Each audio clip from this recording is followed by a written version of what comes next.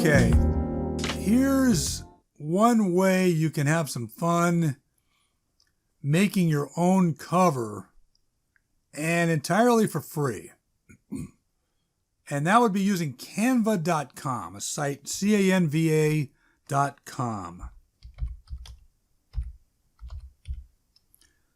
Okay. So let's see what we got here. Canva.com, this is my site with a bunch of stuff cluttered up on here. And some experiments, things like that. But it's a great little site. There's a paid version, which gives you more, but in my experience, you can get everything you need out of the free version. And right here at the very top, create a design on the main page. I think you have to actually sign up for Canva. Email address, password, that type of thing. But there's no money involved. So once you're signed up, you're signed in, create a design, Kindle cover, or an ebook. Doesn't really matter. They're both the same size if you look down below. 1410 by 2250, 1410 by 2250. Let's go with Kindle cover. Amazon accepts that perfectly. They love that size. It'll translate to looking perfect on your Amazon page. Look like any other. It'll look just like Stephen King's book or John Grisham's or anybody else, James Patterson. Okay, so it gives you a blank on this first page. Now you need to put something on there. If you want to put a photo, you can also use one of their templates. They have a bunch of these templates, and some of them are marked free. Some of them they charge us, they make some money, but here, for example, this one, free. You could use that template. Here's another free. Maybe 1 out of 5 is free. You might find one that works for you, free. I don't fool around with it. I upload a photo. So go to upload, and then you can click on upload one of your own images off of your website if you want to do it that way. But let's say that this one here, I picked off, let me just come up with something. Okay, here's an example of a photo that I came up with, cocktail glass type thing. Put that on there. Okay, now you can actually expand it, get it the full size of your book.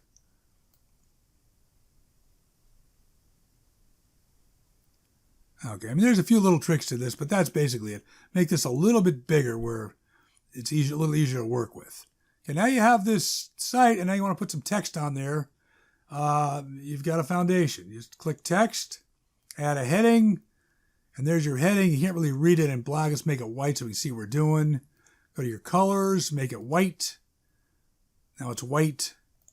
Now bring it up to the top maybe. Whoops, not that. Undo that part. Click it there, bring it up to the top. It also centers everything for you. See that thin line coming down the middle shows that it's centered. If you're off center, the line disappears. So when you get it to the center, that thin line up and down comes down. So there it is. It's centered. Now let's say you want to change the font. Let's say you want to change it to, let's say Carter 1, let's just say. And let's say you want to change, this is the title of the book now. Long Days.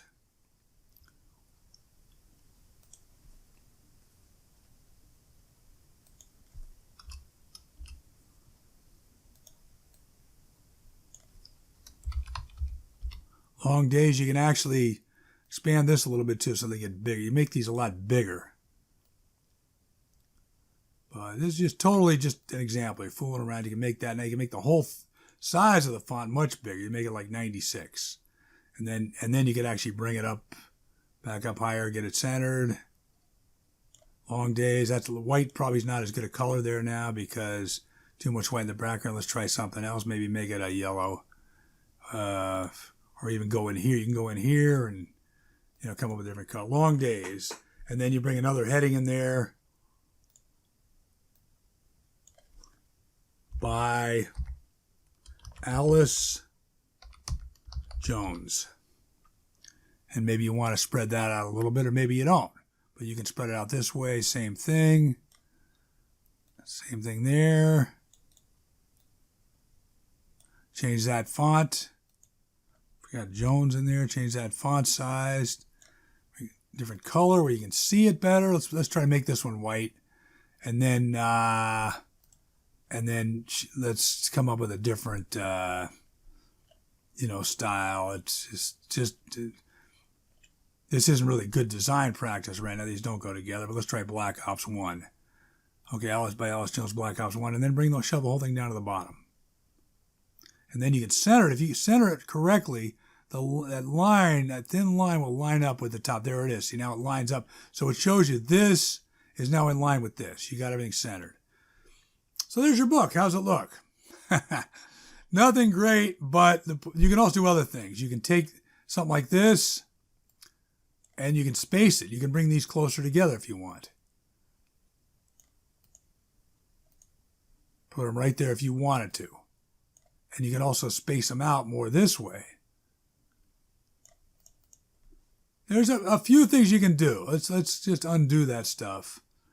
As I say, you play around with it, but there's plenty you can do. There's colors, there's stuff, and you could also add another bit of text if it was the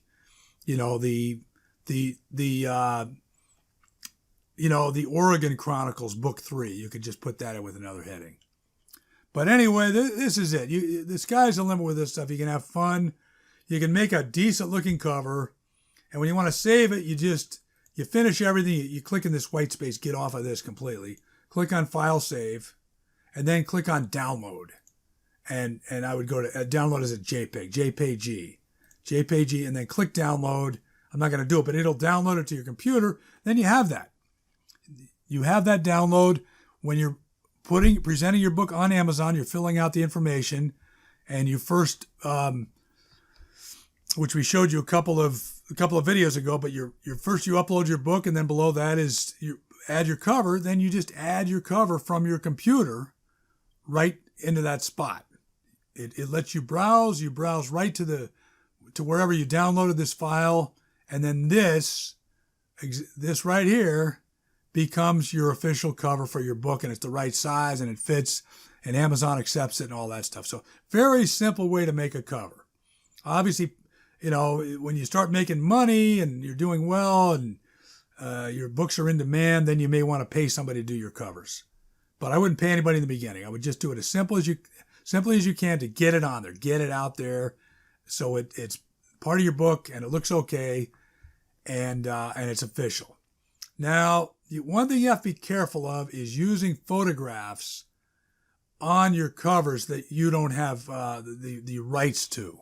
You can't just roam around the internet, find a photo you need and save it to your computer and then stick it on. Like this, this photo, though, came from a site called Unsplash.com, which I like. Unsplash.com. It's a specific site.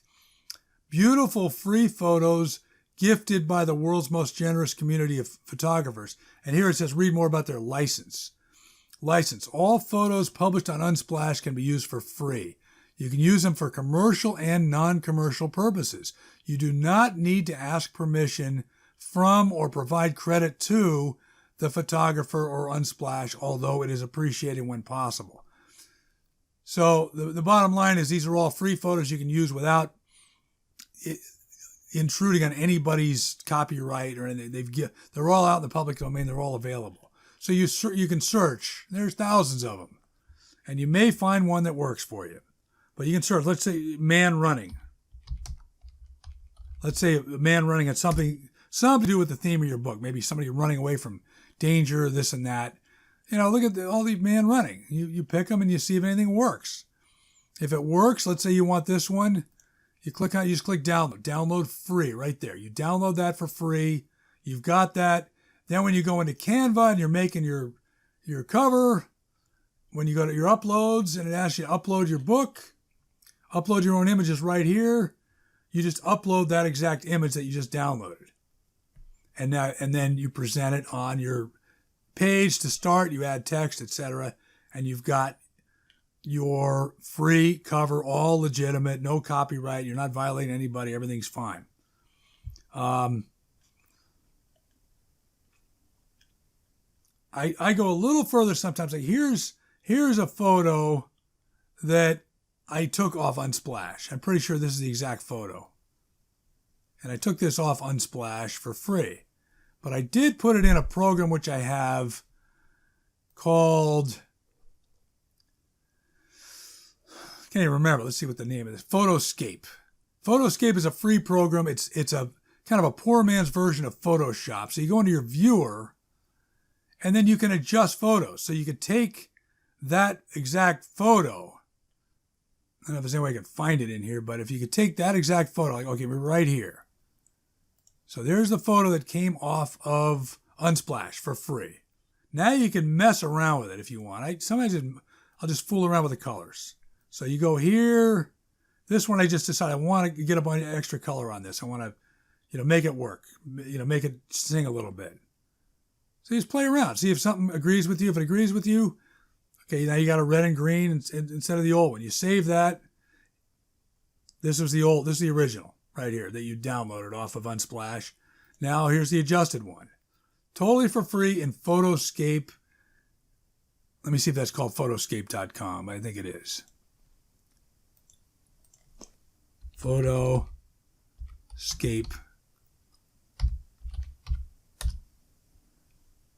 Yeah, Photoscape. No, that's not it.